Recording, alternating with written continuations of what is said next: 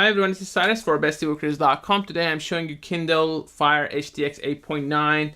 It's an awesome tablet by Amazon. It recently got a score display higher than the iPad Air. Now if you compare it with the iPad Air, just wanted to show you what's in the box. You get one of these cables and one of these adapters to charge your device. Obviously this runs still the special offers. I believe you have to pay $15 plus tax. So it's really nuts at $379. It's $392. I mean, it's close to $400. And if you count tax for, obviously you have to pay tax for iPad Air. So let's just put the $15 plus tax on it.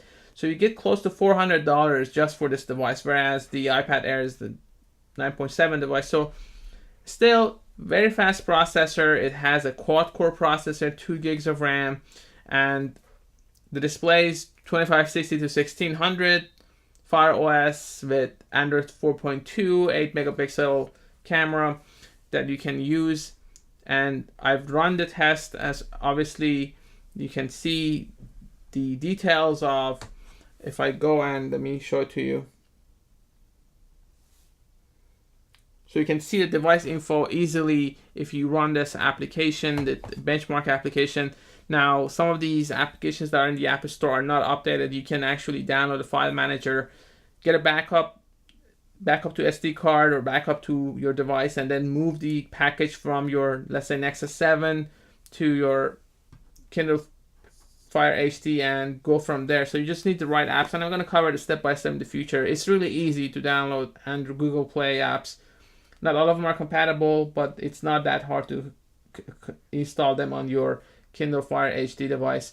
And as far as the scores go, really, let me go back. So this is the Nexus 7. That's the Kindle Fire HDX 8.9. So it does really have faster processor, and you get the Silk and all the goodies. And if you want to do Mayday, obviously you tap on that and you get your support, customer support, so which is very important for Amazon. This is their innovative feature. The main selling point is if you have a problem, you can ask them and they help you.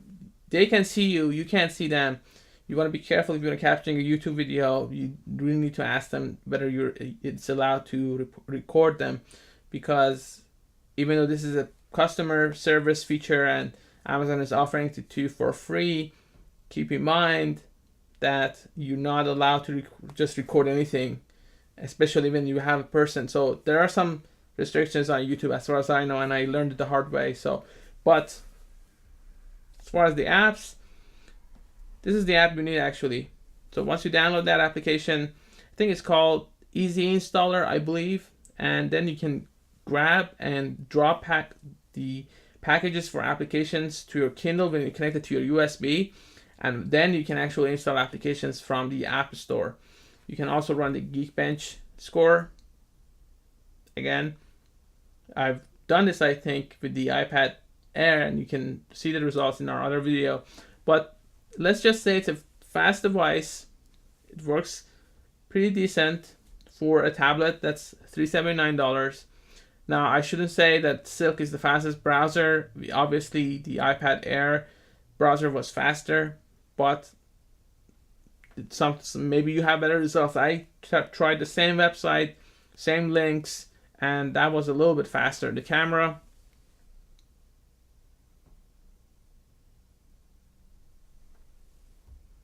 can change settings, can capture, you can see the photos that you've captured, and you go from there.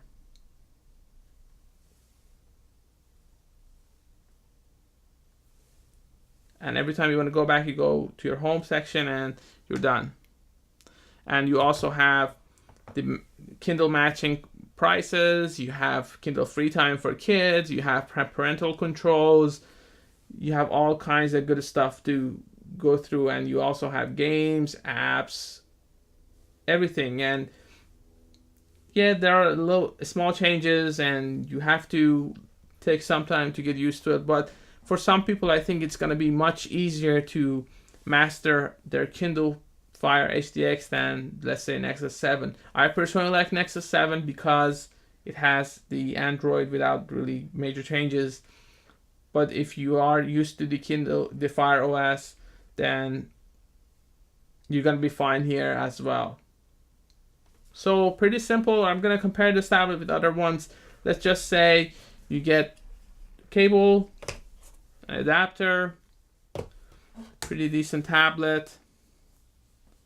The buttons, obviously I'm not a fan of these buttons here and here. I just don't understand the design decision here. It's really not easy, and it gets some used to, because you're using tablets. Let's say you're using an iPad or Nexus 7 and then you switch to this tablet. Having these buttons in different positions, it just takes from your experience. I understand why they've done it, because they think people are going to use their tablet like this, so why not put the button here, which is easy.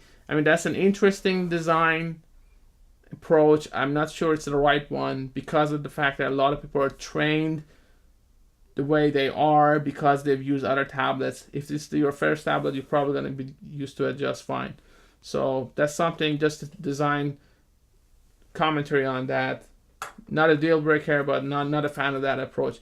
So I'll be back with more videos on Kindle Fire HDX 8.9. If you have any suggestions, any accessories you want us to review, any comparisons versus other devices, we have almost all tablets you can think of here in our office, so we can do comparisons, silly comparisons with tablets that are 5 years old or tablets that are recent. So just let us know and we'll do the videos.